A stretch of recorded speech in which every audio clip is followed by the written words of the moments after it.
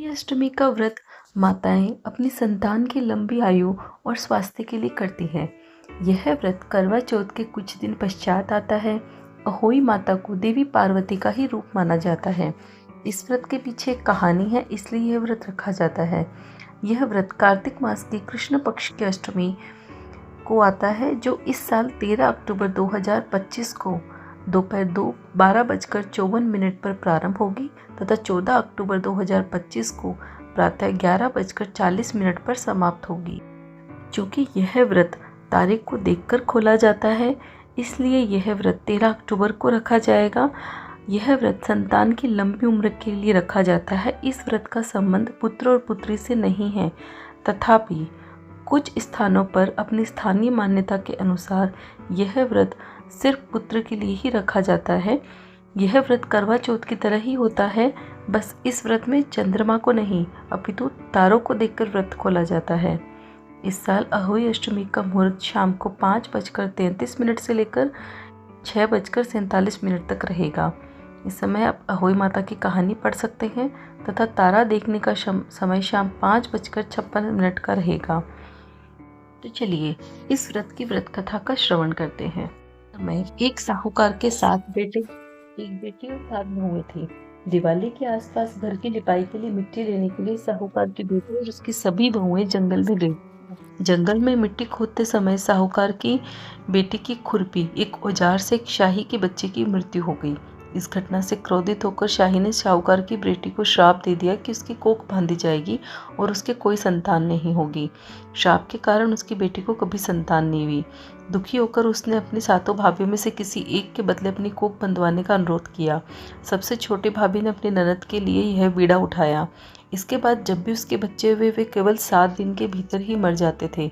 जब छोटी भाभी की संतान 7 दिन में ही मर गई तो उसने अपनी समस्या एक पंडित को बताई। पंडित ने उसे सुरही गाय की सेवा करने की सलाह दी। छोटी बहू ने सुरही गाय की पूरी सेवा की, जिससे गाय प्रसन्न हुई और वह उसे शाहू माता के पास ले गई।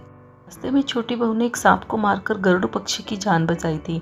तब गरुड़ पक्षी अपनी माँ को सारा घटनाक्रम बताते हुए छोटी बहू को शाहू माता के पास ले गई। शाहू माता के सिर में जुएं थी। सुरही गाय के कहने पर छोटी बहू ने सिलाई से जुएं निकाली। इस पर शाहू माता प्रसन्न हुई। उन्होंने उसे 7 पुत्र 7 बहू होने का आशीर्वाद दिया। उन्होंने कहा कि वचन का उल्लंघन करने पर वह खुद धोबी कुंड पर कंकरी बन जाएगी।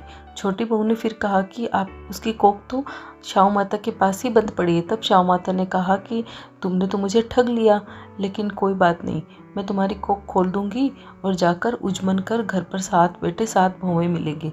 घर लौट कर देखा तो उसके घर में 7 बेटे 7 बहुएं हैं। वह बहुत खुश हुई। इस प्रकार से उसने सारे गांव में ढिंडोरा पिटवा दिया कि हर बेटे की माँ शाहू माता का व्रत करे तथा उजमना करे। इसके बाद विंदाई जी की कहानी भी सुनते हैं। एक बार गणेश जी एक छोटे बालक के रूप में हाथ में चावल और चमची लेकर 1 चम्मच दूध लेकर निकल पड़े।